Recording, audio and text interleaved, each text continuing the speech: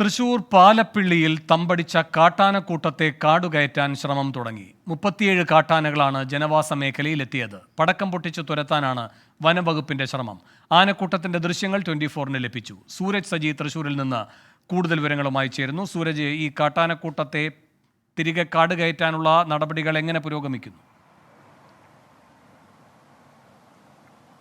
വേണു, നിലവിൽ ഈ കാട്ടാനക്കൂട്ടത്തെ ഈ ആളൊഴിഞ്ഞ എസ്റ്റേറ്റുകളിലേക്ക് കടത്തിവിടാൻ വനംവകുപ്പിന് ആയിട്ടുണ്ട്. എന്നാൽ പോലും അത് വനമേഖലയിലേക്ക് മടങ്ങിയിട്ടില്ല എന്നുള്ളതാണ് ഏറ്റവും ശ്രദ്ധേയമായിട്ടുള്ള കാര്യം. ഇന്ന് 3 ഇടങ്ങളിലാണ് ഇത്തരത്തിൽ ഈ കാട്ടാനക്കൂട്ടം തമ്പടിച്ചത്. അത്തരത്തിലാണ് ഈ 37 കാട്ടാന എന്ന് നമ്മൾ പറയുന്നത്. അത് നമ്മുടെ നേരിട്ട് നമ്മൾ കണ്ട കാട്ടാനകളുടെ എണ്ണം മാത്രമാണ്. പല എസ്റ്റേറ്റുകളിൽ ഉൾപ്പെടെ നിൽക്കുന്ന കാട്ടാനകളുടെ എണ്ണം എടുത്താൽ 50-നപ്പുറത്തേക്ക് കടക്കും എന്നുള്ളതാണ് ശ്രദ്ധേയമായിട്ടുള്ള കാര്യം. രാവിലെ 6 മണിയോടുകൂടിയാണ് ഈ പാലപ്പള്ളി പിള്ളത്തോടിന് സമീപം പാലത്തിന് സമീപത്ത് വെച്ച് ഈ കാട്ടാന റോഡ് മുറിച്ച് കടക്കുന്നത് ശ്രദ്ധയിൽപ്പെടുന്നത്. ഏറെ നേരം ഈ ജനവാസ മേഖലയിൽ നിന്നതിന് ശേഷമാണ് ഇത് 8 കാട്ടാന അവിടെ വെച്ച് റോഡ് മുറിച്ച് കടന്ന് അടുത്ത എസ്റ്റേറ്റിലേക്ക് പോകുന്നത്. തൊട്ട് പിന്നാലെ നമ്മൾ എത്തിയത് ജനവാസ മേഖലയോട് ചേർന്ന കാരികുളത്തായിരുന്നു. അവിടെ വീടുകൾക്ക് പുറകിലായിരുന്നു വലിയ കാട്ടാനക്കൂട്ടം തമ്പടിച്ചിരുന്നത്. പിന്നീട് അതിനെ പടക്കം പൊട്ടിച്ചെല്ലാം ഈ എസ്റ്റേറ്റ് മേഖലയിലേക്ക് കടത്തിവിടാൻ സാധിച്ചു. ഇതിനുശേഷം വീണ്ടും ഈ പിള്ളത്തോട് പാലത്തിന് സമീപം തന്നെ ഈ 9 കൊമ്പനാനകളുടെ കൂട്ടം ഇറങ്ങുന്ന ഒരു സാഹചര്യം ഉണ്ടായി.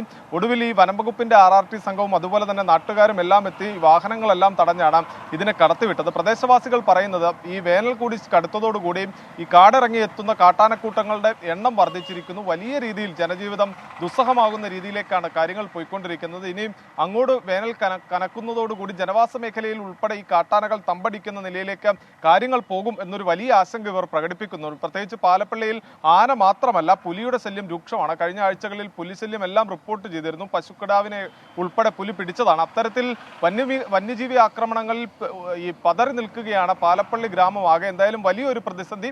വനംവകുപ്പിന്റെ ഭാഗത്തു നിന്ന് കാര്യക്ഷമമായ ഇടപെടൽ ഉണ്ടാകണമെന്നുള്ളതാണ് പ്രദേശവാസികൾ ആവശ്യപ്പെടുന്നത്. ശരി, പാലപ്പള്ളിയിൽ കാട്ടാനക്കൂട്ടത്തെ തുരത്താൻ ശ്രമം തുടരുന്നു. സൂരജ് സജിയാണ് വിശദാംശങ്ങൾ നൽകിയത്.